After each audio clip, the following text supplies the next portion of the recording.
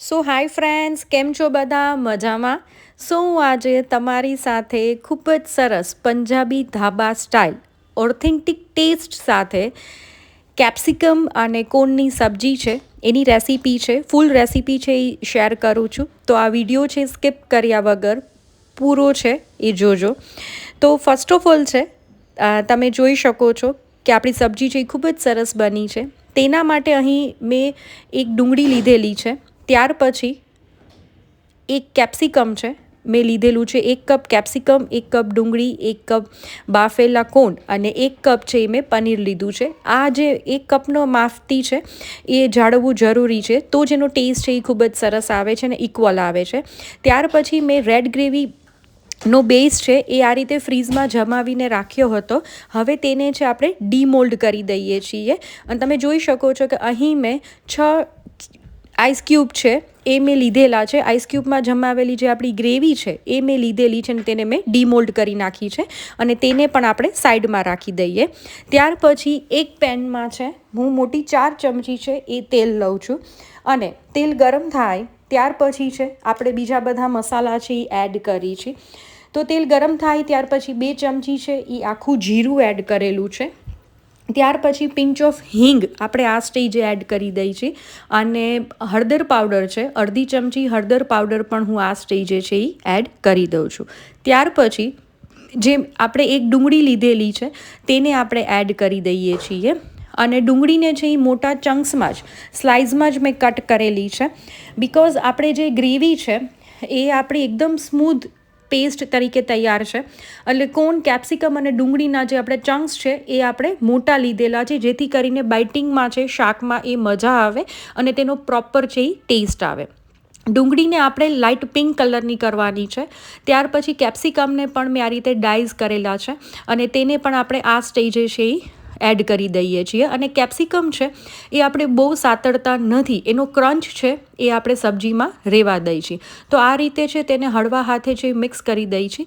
ડુંગળીની કચાશ વહી જાય ત્યાર પછી આપણે કેપ્સિકમ એડ કરી છે. ત્યાર પછી અહીં મારી પાસે 1 કપના માપથી મેં બાફેલા કોર્ન લીધા છે, તેને પણ હું આ સ્ટેજે છે એડ કરી દઉં છું અને કોર્નને છે એ પણ આપણે 80% જ કૂક કરી છે, તેને પણ છે આપણે વધારે કૂક કરતા નથી, જેથી કરીને તેનો ક્રંચ છે એ ખૂબ જ સરસ લાગે.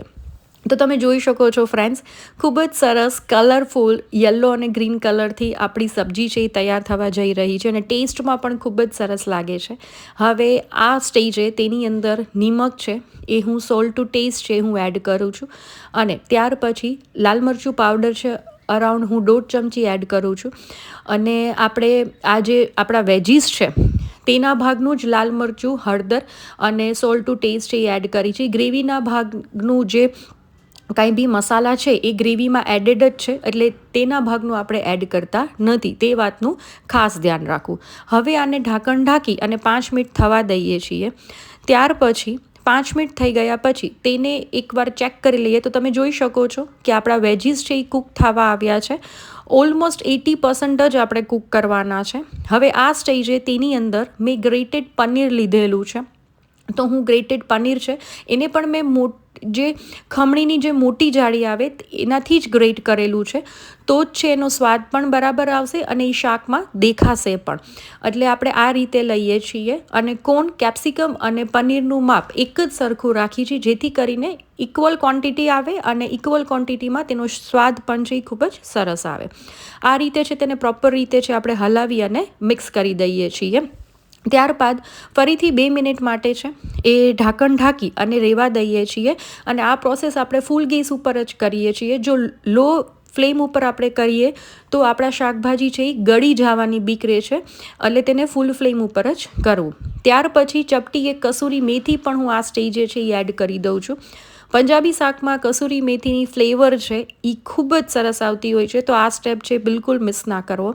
ત્યાર પછી મેં આ ક્વોન્ટિટીના શાક પ્રમાણે અહીં મેં 6 થી 7 જે ગ્રેવીની ક્યુબ્સ હતી એ લીધેલી છે અને તેને હળવા હાથે છે એ હલાવી દઈએ છીએ અને બની શકે તો ગ્રેવીની ક્યુબ્સ છે એ આપણે 10 મિનિટ પહેલાં આપણે ડીમોલ્ડ કરી લઈએ છીએ.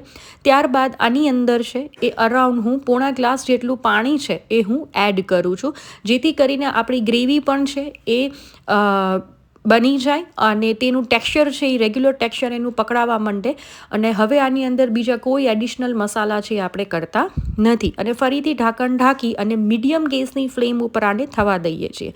તો ફ્રેન્ડ્સ, તમે જોઈ શકો છો કે આપણું તેલ પણ ધીમે ધીમે છૂટું પડવા લાગ્યું છે અને આપણી ગ્રેવી છે એ પણ છે એ થવા આવી છે અને આપણા મોલ્ડ છે એ પ્રોપર રીતે ઓગળી ગયા છે અને ખૂબ જ સરસ છે અને ટેક્સચર પકડી લીધું છે. અને આપણે તેને છે તેની અંદર 2 ચમચી ધાણા જીરું પાવડર છે એ એડ કરી છે, જેથી શાકની થિકનેસ પણ પકડાશે અને તેનો ટેસ્ટ પણ સારો આવશે. અને તેને પ્રોપર રીતે છે એ હલાવી લઈએ છીએ અને આની અંદર 1 ચમચી મેં ઘરની મલાઈ લીધેલી છે. જો તમારે ક્રીમ લેવું હોય બહારનું તો પણ તમે લઈ શકો છો. મેં અત્યારે મલાઈ લીધેલી છે અને જો તમારા બાળકો ચીઝ પ્રિફર કરતા હોય, ચીઝ ભાવતું હોય તો તમે આ સ્ટેજ આમાં થોડુંક 2 ચીઝ ક્યુબ પણ એડ કરી શકો છો. ચીઝ નાખવું એ ઓપ્શનલ છે અને તેને પ્રોપર રીતે છે આપણે હલાવી લઈએ છીએ અને ફરીથી એક વખત ઢાંકણ ઢાંકી અને ગ્રેવીને ઘટ થવા દઈએ છીએ.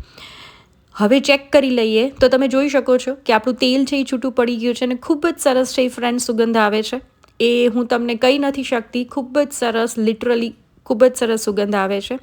તો આપણું શાક છે એ રેડી થવા ઉપર છે. હવે આની અંદર એટ લાસ્ટમાં હું અડધું લીંબુ છે એ એડ કરું છું. મોસ્ટ ઓફ રેસ્ટોરન્ટમાં છે એ પંજાબી શાકમાં કે ધાબા સ્ટાઇલમાં લીંબુ એડ થતું નથી, બિકોઝ એની સામે તમારે ખાંડ પણ એડ કરવી પડે એમ હોય છે ટેસ્ટને બેલેન્સ કરવા માટે. પણ આપણે પંજાબી શાકમાં ખાંડનો ઉપયોગ કરતા નથી.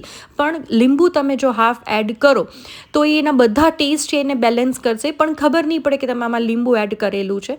અને ઉપરથી છે હું 2 ચમચી ઘી ગરમ કરી અને એડ કરું છું. યસ, બિકોઝ આપણે ગરમા ગરમ પંજાબી ધાબા સ્ટાઇલ શાક જો સર્વ કરવું હોય તો એ પ્રોપર ઘી વગર તો છે એ અધૂરું જ છે. એટલે મેં એડિશનલમાં ઘી એડ કરેલું છે અને તો જ એનો સ્વાદ છે એ બહાર જેવો આવશે. તો ફ્રેન્ડ્સ, રેડ બેઝ ગ્રેવીમાંથી બનતું કોર્ન કેપ્સિકમનું શાક છે એ ખૂબ જ સરસ છે એ બનીને તૈયાર થઈ ગયું છે અને ટેસ્ટમાં ખૂબ જ સરસ લાગે છે. તો તમે જરૂરથી ટ્રાય કરજો અને મારી ચેનલને સબસ્ક્રાઈબ ના કરી હોય તો ચેનલને પણ સબસ્ક્રાઈબ કરી દેજો. તો થેન્ક યુ ફોર વોચિંગ.